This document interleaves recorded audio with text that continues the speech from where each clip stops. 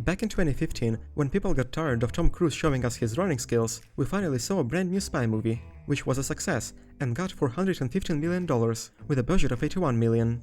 This movie tells us about a secret organization that is supposed to find and take down dangerous psychopaths. What the world needs is an organization that can channel its resources towards preserving peace and protecting life. And when the founders got the money from the investors, and a lot of money going uninherited, our founders realized that they could channel that wealth and influence for the greater good. they spent it on drinks, because they couldn't prevent the Second World War or other future conflicts. And in 1997, the most advanced organization, which is meant to prevent wars, is wasting their time on capturing some small sandcastle, an operation which could have been done by regular army or by special forces. International intelligence agency operating at the highest level of discretion. He's a fucking liar.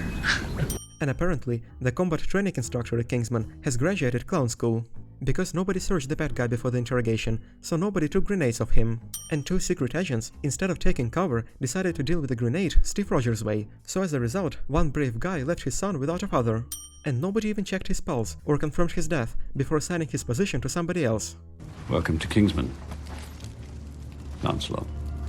I thought you were professionals.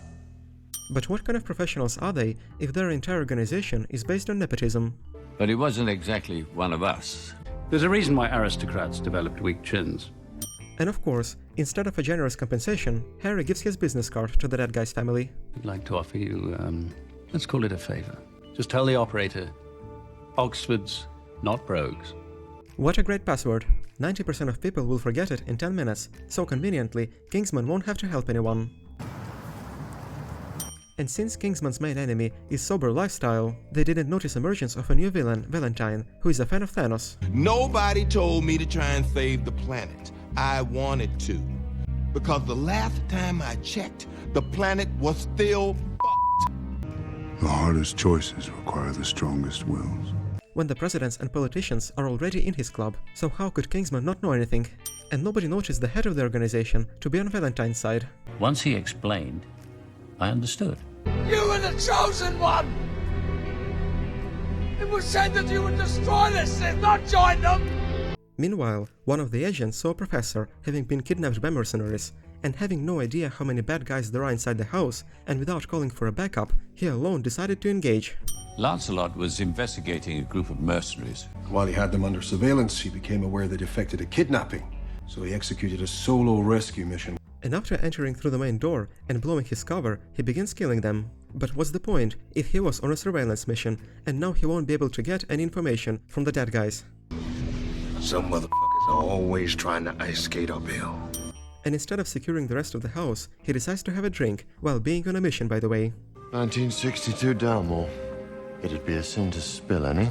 And he got so drunk that he didn't hear a person with metal legs approaching him. What the world needs is an organization that can channel its resources towards 1962 Dalmore. 1815, Napoleonic brandy. Martini. Gin. Vodka, obviously. A 1937 Chateau Yquem. And later, after having a drink of course, the Kingsman head office begins to look for a new agent. I want each of you to propose a candidate for Lancelot's replacement. So apparently, they don't have any agents in reserve, so if one of them dies, the terrorists are supposed to wait until Kingsman finds and trains a new one. International intelligence agency operating at the highest level of discretion. And after finding Eggsy, Harry brings him to the headquarters by a useless underground line. What's the point of having a secret tunnel when entire planes are flying out of the main headquarters on a daily basis? Which tells me only one thing. There's too many self-indulgent wieners in this city with too much bloody money. And the feminists must be very happy, because the room for the candidates is gender neutral with a common toilet and shower, just like in Starship Troopers. It's looking good. It's looking fucking good. And during the first task, Harry doesn't care that Eggsy never went to a military school and has no idea of this solution. And apparently, Merlin is a grandson of Hitler, because when one of the candidates apparently died, he was simply watching it behind the mirror instead of stopping the task. And he even blames the candidates for her death. Every single one of you has failed. You all forgot the most important thing. Teamwork. He's lost his fucking mind. Meanwhile, Harry finds the professor and begins an interrogation without even trying to talk to him like a normal person. You tell me who kidnapped you and why they let you go. But since Valentine had implanted explosives into his friends' heads, he activates it. And a few seconds later, a couple of mercenaries show up out of nowhere, and Harry, instead of shooting them in a blink of an eye, decided to make an explosion in a university in the center of London. Apparently, Harry just wants to get insurance money from Kingsman. Meanwhile, Merlin knew about the implant's owner. The IP address I traced it to is registered to the Valentine Corporation. But still, while Harry was waiting for a few days for his insurance money to be transferred to him, Merlin didn't conduct any investigation on Valentine, when all they had to do is to watch one video, and they immediately noticed a clue. Valentine's assistant has the same implant scar. The guys find out that Valentine is going to host a dinner, and when Harry has already been seen with the professor, so his identity might be compromised, Merlin sends him to Valentine as well. I'll get you an invitation.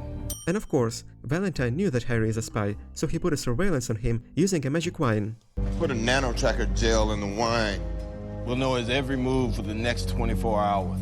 And Harry didn't leave any bugs, or hidden cameras, or GPS trackers while he was there. Why did he even go to Valentine in the first place, if he didn't do anything useful? Apparently, he was expecting that Valentine would tell his plans by himself. Good luck. International Intelligence Agency operating at the highest level of discretion. Later, Valentine lures Harry into the church and then kills him. The guys at the head office use this as a good reason to have a drink, and Eggsy sees a scar on his boss's neck. So Harry and Merlin has never noticed the scar while meeting with their boss on a daily basis. You have eyes, so see. And after killing the boss, the guys find out where Valentine is hiding. God knows who's in Valentine's pocket and who's not. We're gonna have to deal with this ourselves. What the actual f***?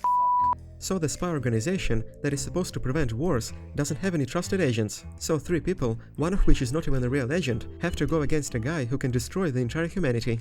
You got the best crew in the world. Absolutely fucking not. So the plan is that the girl will shoot down the satellite, and Eggsy with Merlin will go to Valentine personally.